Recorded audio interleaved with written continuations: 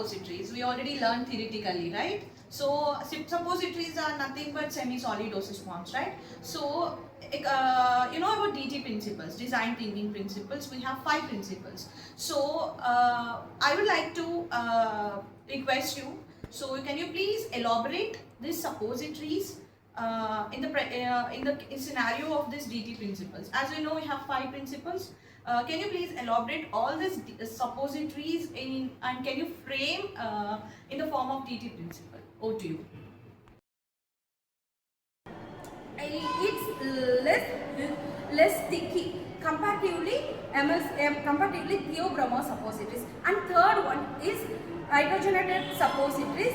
It's less viscosity comparatively theobromo suppositories. It's also substitute of theobromo suppositories, and it's synthetic suppositories.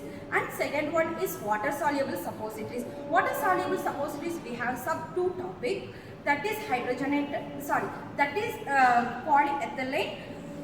It's tri-mono and diglyceride mixture, and glycerin is another one is glycerol method. It's mixture of glycerin and water. It's hygroscopic nature. And third one is emulsifying.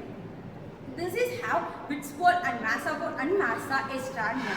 Massa estranium, it's also have dry and dry mono saturate.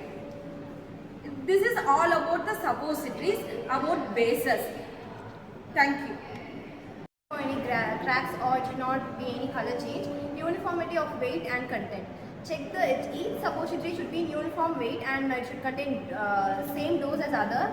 Breakage and mechanical support. So when we increase the weight on a individual suppository, it should bear that weight, and a suppository should bear about 1 to 8 to 2 kg of weight.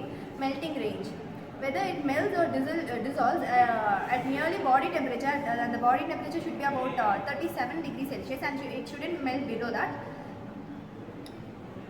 Stability and leakage checks. So it should be about check whether the suppository leaks or deforms after a few hours, and it should be stable at room temperature and at warm environment. Observe oil or drug exuding from the surface. So poor incompatibility of suppository should be eliminated. Patient acceptability and handling. The patient should be easy to accept it, and they shouldn't feel any discomfort in accepting it. Very hard or rough ones may feel uncomfortable or cause irritation. Displacement factor and dose accuracy. Since the drug powder occupies same pure volume, if the drug is wrong and if it is irritable, it cannot be accepted by a body cavity, and it can cause irritability. So it can be avoided. Choose what are the bases you'll have to choose is non-irritant base, and it should be compatible with the mucus. The more points on the Empathize in suppositories design. Age-related considerations. So age-related consideration, children and elders patients have more rectal mucus. So formulations must be extra gentle and safe for this group. Next one, disease conditions for patients. So in these conditions like inflammations or infections make the rectal area more sensitive and non-irritant, and smoothing bases are preferred. Hydrogens of rectal mucus. If the mucus is dry, insertions become difficult. So formulations may include the lubricating or moisturizing agent to improve the comfort. Osmotic effect of the excipient. This one, some bases like polyethylene glycols can draw water. Osmotic effect, which may cause the irritation or dehydration of the tissues if not properly balanced drug release requirement. Empathize helps decide whether the patients need rapid relief, that means fast melting bases, or prolonged actions, slow dissolving bases. Avoiding the short edges, suppositories must be designed with shapes to allow the easy insertion and prevent the injury. Physiological comfort of the patient. Some patients may feel embarrassed or anxious, so easy to use smooth formulations improve the acceptance and the compliance. Storage conditions, cocoa butter melt easily in a warm climate. So in a hot region, more stable. One habit, pause and verify before you act.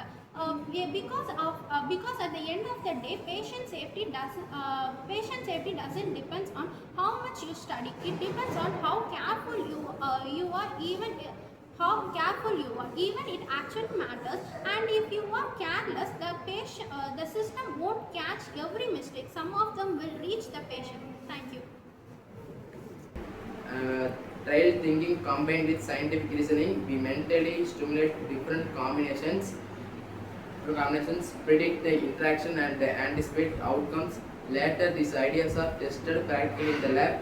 Some combinations will fail, and that completely normal. Each failure provides insights and brings us closer to the optimal formulation. In addition, stage also involves considering patient acceptability. We think about factors like texture, appearance, smell, and ease of applications. After all, a formulation is only successful if patients are willing and comfortable to use it. To summarize, the Ideate stage is where they explore, experiment, and refine our ideas. It transforms theoretical knowledge into practical solution. It is a dynamic and iterative process that requires both creativity and technical expertise. In simple words, the stage is about asking what if we try this, and then continuously improving until we find the best possible formulations. Thank you.